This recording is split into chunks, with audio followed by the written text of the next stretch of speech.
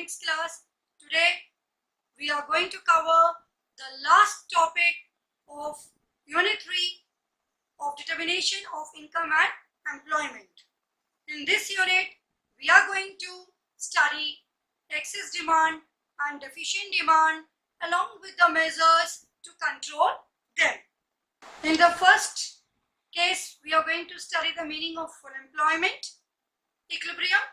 Then we are going to study about deficient demand, deflationary gap, or which is also known as underemployment equilibrium. The third, we are going to study about overemployment equilibrium, that is inflationary gap, and also known as excess demand. So let's go through these three stages of equilibrium situations and study the measures of excess demand and deficient demand. Friends, Professor Keynes gave this concept. So according to Professor Keynes, there are three levels of employment. The very first one, full employment level. Second one, underemployment level. Third one, over the full employment level. Now students, what do you mean by the term full employment level? Full employment level is a situation, as you can see on the board, where aggregate demand is exactly equal to aggregate supply. That means all the factors of production are fully employed. मतलब जो person काम करने के capable हैं, काम करने के लिए विलिंग हैं, एग्जिस्टिंग वेज रेट्स पे, जो मार्केट में वेज रेट्स उनको ऑफर किए जा रहे हैं, प्रिवेल कर रहे हैं मार्केट के वेज रेट्स, उस पे वो जॉब करने को तैयार हैं, तो उस वेज रेट पे अगर वो रेडी हैं, then at that time they are getting the job opportunities. Nobody is unemployed. Everybody is unemployed. Nobody is unemployed. Everybody is employed. हर एक के पास काम है भाई, कोई भी अनएम्प्लॉयड नहीं है. That means इकोनॉमी में इनवॉलंटरी अनएम्प्लॉयमेंट की सिचुएशन एग्जिस्ट ही नहीं कर रही है. कोई भी ऐसा व्यक्ति नहीं है इकोनॉमी में इस कंडीशन में जो काम करना चाहता है और उसके पास काम अवेलेबल नहीं है. सारे फैक्टर्स इकोनॉमी के खूब अच्छी तरीके से यूज हो रहे हैं और एम्प्लॉय हो रहे हैं, तभी हमारी एग्रीगेट डिमांड एग्रीगेट सप्लाई के इक्वल है. ठीक है, यानी कि जितनी हमने इकोनॉमी में अपनी डिमांड प्लान करी थी, उतनी ही हमारी एक्चुअल डिमांड हो रही है. Level, under employment level means deficient demand और also known as deflationary gap. अब इसका क्या मतलब है? क्या इसका मतलब है कि एडीएएस के इक्वल नहीं है? बिल्कुल है, यहाँ भी एडीएएस के इक्वल है, but not at the full employment level. When aggregate demand is less than the full employment level of aggregate supply, it is a situation of deficient demand and deflationary gap, also known as underemployment equilibrium. यहाँ भी aggregate demand aggregate supply के equal है, मगर ये जो level है वो full employment level से नीचे आ गया. अभी आप डायग्राम पढ़ेंगे तो उसमें आपको क्लियर हो जाएगा कि वो लेवल आपका इक्विलिब्रियम लेवल से नीचे आ गया. हुआ because the factors of the production are not utilized properly. The labor is not employed properly. It is underutilized, underemployed. ये इसका main reason होता है. Then over the full employment level, third category, it also means excess demand and inflationary gap. When aggregate demand exceeds the full employment level of aggregate supply in the economy, it is a situation of over the full employment equilibrium. सभी demand aggregate demand supply के equal है, but the point of equilibrium is above the full employment equilibrium. जहाँ होना चाहिए था, हमारी actual demand उस plant demand से काफी ऊपर चली गई है, जिसकी वजह से हमारी aggregate supply उसको meet out नहीं कर पा रही है. So this situation is known as over the full employment equilibrium. तो अब हम इसका डायग्रामेटिक प्रेजेंटेशन पढ़ेंगे और ग्राफिकली उसको समझने की कोशिश करेंगे, और उसके बाद हम इस चीज का इम्पैक्ट एम्प्लॉयमेंट पे, आउटपुट पे और इनकम पे क्या पड़ता है उसको स्टडी करेंगे. So let's proceed further. Full employment level refers to a situation where aggregate demand is equal to aggregate employment level. Full employment का मतलब क्या है? फुल एम्प्लॉयमेंट का मतलब ये नहीं है स्टूडेंट्स कि ADAS के इक्वल हो गया तो फुल एम्प्लॉयमेंट हो गया। फुल एम्प्लॉयमेंट का लेवल का मतलब है कि all those people who are willing to do the work, who are capable to do the work must get work at the prevailing wage rates. They should be employed at the prevailing wage rates and they should be able to find the employment. Only then it can be stated as a situation of full employment. Otherwise, it is not a situation of full employment if simply AD is equal to AS. जितने लोग काम करने के लिए willing हैं और काम करने के लिए कैपेबल हैं, उनको प्रिवेलिंग एग्जिस्टिंग वेज रेट्स पर वर्क मिलना चाहिए, एम्प्लॉयमेंट मिलना चाहिए, तभी ये फुल एम्प्लॉयमेंट सिचुएशन कहलाई जाएगी। That means actual aggregate demand is equal to required aggregate demand, which means there is no involuntary unemployment. कोई काम करना चाहता है लेकिन उसको काम नहीं मिल रहा है, ऐसी सिचुएशन इसमें नहीं होनी चाहिए। Now in this curve we can see that aggregate supply curve is a straight line curve sloping upward making an angle of 45 degree. It is being intersected by the aggregate demand curve. AD and AS curve intersect at point E, which is the full employment equilibrium, because this perpendicular EM corresponds to full employment level of output OM. Okay. At this level of output OM, the economy is at full employment equilibrium. जितनी aggregate demand होनी चाहिए actually में उतनी ही aggregate demand economy में create हो रही है। That is why the equilibrium position is maintained. Okay.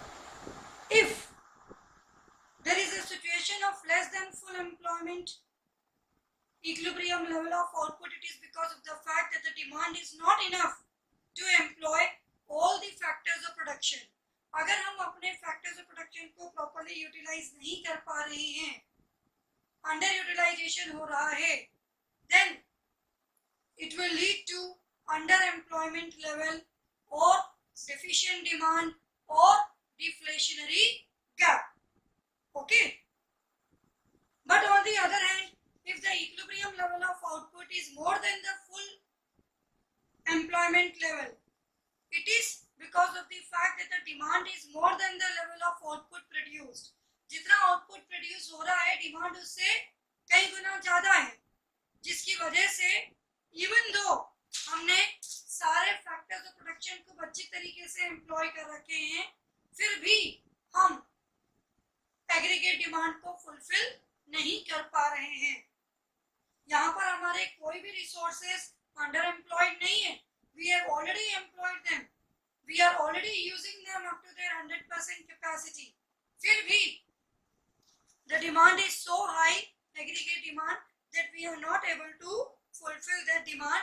It is a situation of excess demand or inflationary gap, or also known as over full employment level. हम यह diagram में देख रहे हैं कि यहाँ इक्विलिब्रियम हमारा क्रिएट होना चाहिए था, मगर इक्विलिब्रियम पोजीशन हमारी इधर आ रही है। क्यों आ रही है? Because we are not able to utilize and employ all the factors of production. Therefore, the income, output and employment in the economy declines and the economy is pushed into the underemployment equilibrium situation. Okay?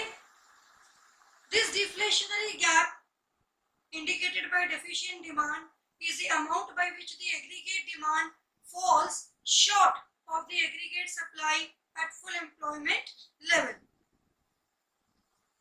This gap usually is created because of the forces of deflation, that is fall in the general price level. In the diagram, point E is the point of equilibrium where AD is equal to AS. This is the point of full employment equilibrium. But what happened? Aggregate demand falls short to AD2 from AD. Aggregate demand should be AD, but it falls short to AD2. Because it falls short to AD2, there is a situation of deficient demand in the economy and AD has become less than AS. This difference between AD and AD2 is deflationary gap, as you have seen I have indicated over here.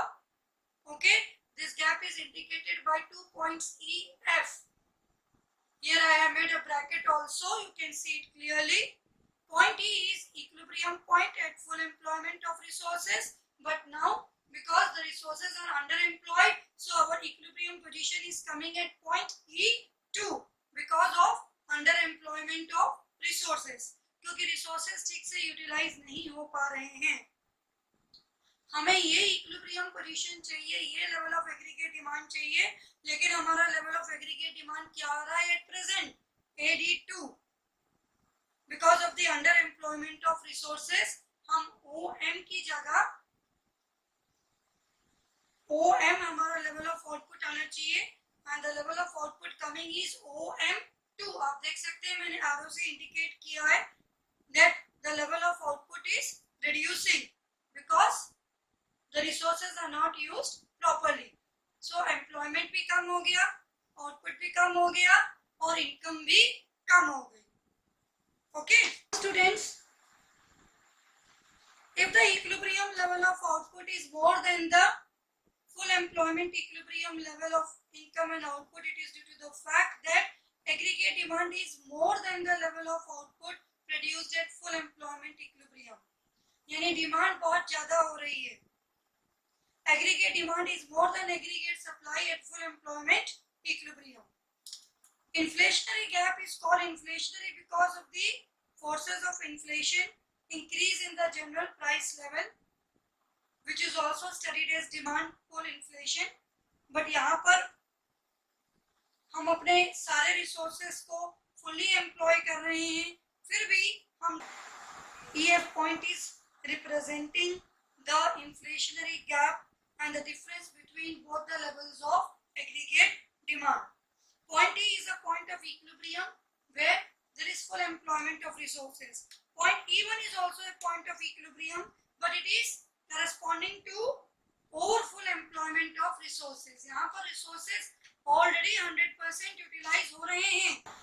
Problem क्या हो रही है कि जो हमारा AD1 curve है वो actual demand है, ये फुल एम्प्लॉयमेंट के बियॉन्ड जा रही है, and so the new equilibrium position E1 is arising and it means over full employment of resources which is equal to M1. आप देख सकते हैं डिमांड बहुत एक्सेस में बढ़ गई है. In the diagram you can see point E is a point of equilibrium where AD is equal to AS. It should be the point of full employment equilibrium. But if aggregate demand rises to AD1, then what happens? There is excess demand in the economy. AD becomes greater than AS. Because of this, a situation of inflationary gap is created, or you can say EF point is representing the gap of excess demand. We are going to compare the causes and impact of deficient demand and excess demand on the economy. आपको एक चीज़ याद रखनी है कि जब deficient demand की situation create होती है तो इकोनॉमी में मनी सप्लाई रिड्यूस हो जाती है, और जब एक्सेस डिमांड की सिचुएशन क्रिएट होती है तो इकोनॉमी में मनी सप्लाई इंक्रीज हो जाती है. ओके, जब डेफिशिएंट डिमांड की सिचुएशन होती है तो मनी सप्लाई इसीलिए डिक्रीज होती है because consumer, producer, government, rest of the world सब जगह से डिमांड कम होने लगती है. हमारा कंजम्पशन एक्सपेंडिचर और इन्वेस्टमेंट एक्सपेंडिचर कम होने लगता है. तो जब हम कंजम्पशन ही नहीं करेंगे, इन्वेस्टमेंट ही नहीं करेंगे, तो हमारी एडिशनल इनकम जनरेट कैसे होगी और वो इकोनॉमी में सर्कुलेट कैसे होगी? इसीलिए वो ना इनकम जनरेट हो पाती है, ना सर्कुलेट हो पाती है, और हमारी इनकम की सप्लाई मार्केट में कम हो जाती है. In case of excess demand, money supply market में बढ़ जाती है because the demand is in excess.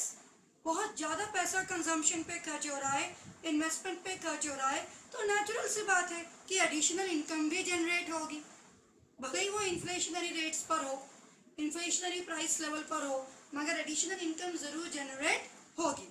So that's the main thing that you have to keep in mind before studying these two concepts. Now let us take the causes and impact in detail. Let's have a look. The very first cause of deflationary gap is decrease in consumption expenditure. अब आप सबको पता है कि consumption expenditure house hold sector करता है. House hold sector का consumption expenditure आपने पहले भी पढ़ा है. किस नाम से पढ़ा है आपने? प्राइवेट फाइनल कंजम्पशन एक्सपेंडिचर के नाम से आपने एग्रीगेट डिमांड में इसको स्टडी किया है.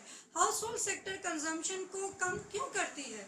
Because its propensity to consume must have decreased, or you can say the propensity to save must have increased. अब कंज्यूमर सेविंग्स की तरफ ज़्यादा इंक्लाइंड हो गया है और उसने अपना कंजम्पशन पे खर्चा करना कम कर दिया है. तो इस वजह से ये पॉसिबिलिटी हो जाती है कि वो अपनी डिमांड को इकोनॉमी में कम कर लें.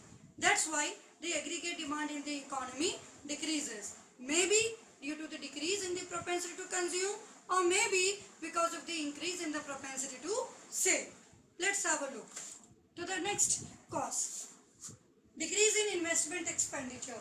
Investment expenditure कौन करता है? Firm sector. Private final investment expenditure. This also you have studied in the component of aggregate demand. अगर आप उन वीडियोस को देखेंगे तो आपको ये सब रिकॉल हो जाएगा. यहाँ पर फर्म कम एक्सपेंस करना शुरू कर देती है. अब इसके पीछे क्या रीज़न है? स्टूडेंट्स, कभी कभी फर्म्स को अपने रिटर्न्स नहीं मिल पाते. जितना वो इन्वेस्टमेंट कर रहे हैं और उससे रिटर्न एक्सपेक्ट कर रहे हैं, मार्केट कंडीशंस फेवरेबल नहीं होने की वजह से उनको वो रिटर्न्स नहीं मिल पाते हैं. तो फर्म क्या करती है कि उस समय अपने इन्वेस्टमेंट एक्सपेंडिचर को ड्रॉप आउट कर देती है, कम कर देती है, ताकि जब कंडीशंस फेवरेबल हों तब वो ज़्यादा अर्न कर सके. तो this is the second most important reason for the decrease in the investment expenditure by the firms. Third is related to the government sector. Decrease in government sector. Government sector अपना expense अगर कम कर दे economy में, so then it leads to decrease in the aggregate demand. What is the reason behind that? The reason behind that is maybe the government is facing a budgetary deficit, and because of the budgetary deficit it is not able to overcome that deficit in that period of time. तो उसके पास एक ही option बचा है government के पास कि वो अपने expenses को कर्ब करे, डिक्रीज करे. Fourth, decrease in exports. Exports always generate foreign currency for our country, but if there is a decrease in the exports, किसी कंट्री के एक्सपोर्ट्स कम हो जाए तो उसका फॉरेन करेंसी का जो जनरेशन है, फॉरेन एक्सचेंज रिजर्व है, वो भी कम हो जाता है, जिसकी वजह से एग्रीगेट डिमांड कम हो जाती है. अगला रीज़न है हमारा इंक्रीज इन इम्पोर्ट्स. हमारे इम्पोर्ट्स बढ़ रहे हैं. The next reason is increase in imports. हमारे इम्पोर्ट्स इंक्रीज हो रहे हैं बट हमारे एक्सपोर्ट्स डिक्रीज हो रहे हैं. तो हमारे पास हमारे फॉरेन एक्सचेंज रिजर्व्स कम हो रहे हैं और इम्पोर्ट्स बढ़ने की वजह से हमें फॉरेन करेंसी और पे करनी पड़ रही है फॉरेन कंट्रीज़ को. तो हमारे पास आने के बजाय जा रहा है. ये भी एक बहुत मेजर फैक्टर है because of which the aggregate demand in the economy falls and leads to deficient demand. Next reason है लोगों के ऊपर टैक्सेस का बर्डन बढ़ना, चाहे वो हाउस होल्ड सेक्टर हो, चाहे प्राइवेट सेक्टर हो, फर्म सेक्टर हो.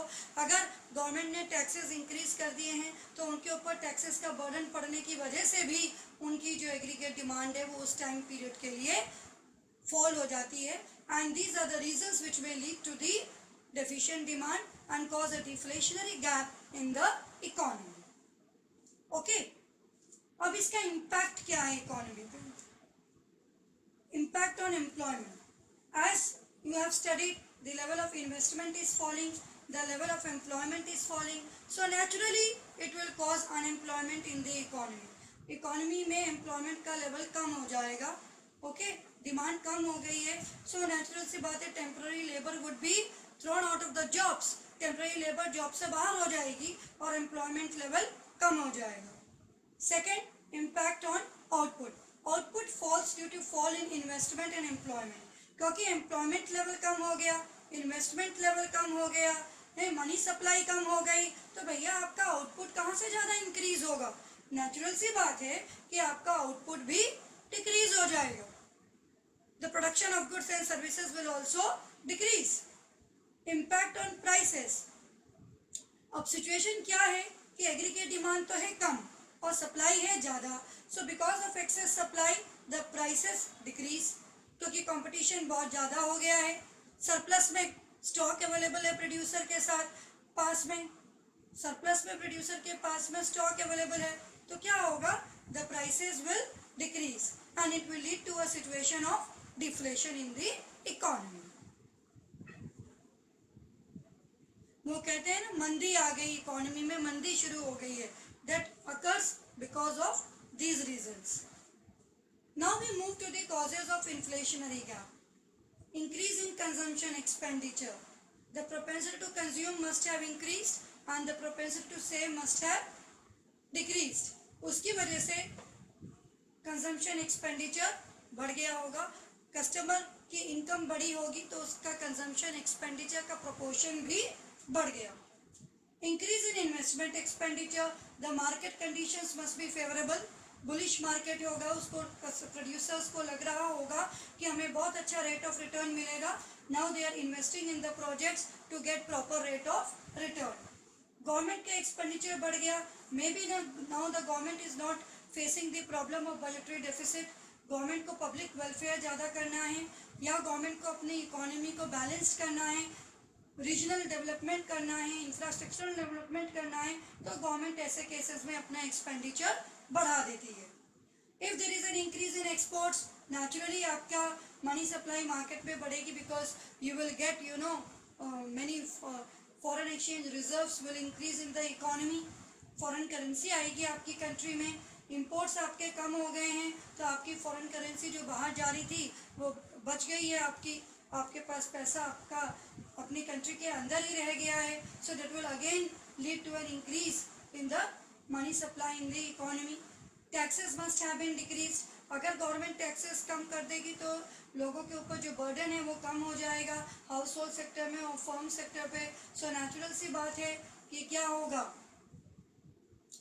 एक्सपोर्ट्स इंपोर्ट्स भी हमारे बढ़ जाएंगे. ठीक है, हमारा हाउस होल्ड सेक्टर और फर्म सेक्टर का कंजम्पशन एंड इन्वेस्टमेंट भी बढ़ जाएगा. Clear? What is the impact on the economy? Impact on employment.